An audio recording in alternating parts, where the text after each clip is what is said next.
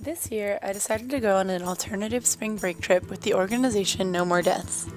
No More Deaths provides humanitarian aid to those struggling in the desert of the U.S.-Mexico border.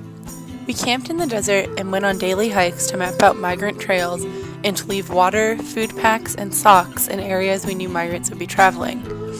I walked on some of the same trails that people crossing the desert take. Although I never came across any migrants, I saw many clues to where they had been. Empty food packages in Spanish, glass jars from used-up candles, clothing, and backpacks. Seeing these things often left me feeling hollow inside.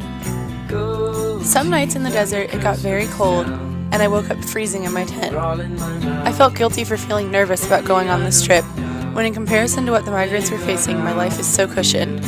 We had a campsite full of food and clean water, tents to sleep in, and blankets and sleeping bags. I can only imagine how cold the nights are for migrants in the desert. On our last night in the desert, we drove to the border wall in Nogales. I went up to the wall and stuck my hands through the metal bars. Through the bars, I saw people walking around, stores, a pharmacy, and a hotel. I stood there looking at the wall in disbelief. This is why people risk their lives crossing the desert? This is why more than 2,000 people have died?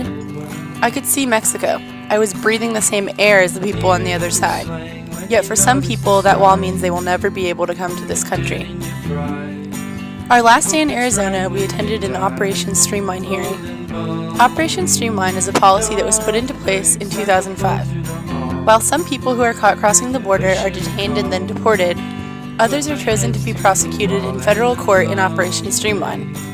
Up to 70 people are processed at the same time, usually within 2 or 3 hours. Although the migrants are appointed a lawyer, the lawyers only have about 20 minutes with each client. Virtually all of the migrants pled guilty to illegal entry and are sent to prison for a maximum of 6 months. Attending Operation Streamline was really difficult. All of the migrants are shackled around their legs, arms, and waist.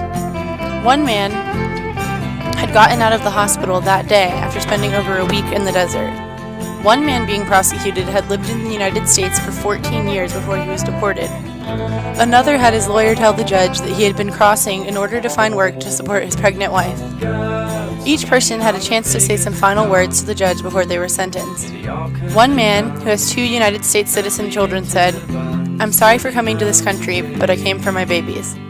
Sitting there, unable to do anything, I felt so helpless. I wanted to stand up and yell at the judge.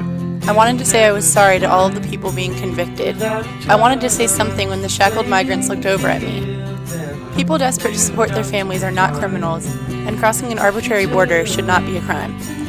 No More Deaths has encouraged me to be a voice for the voiceless. Every person should have the right to move in order to benefit their lives and the lives of their families. This is why I support humane immigration reform.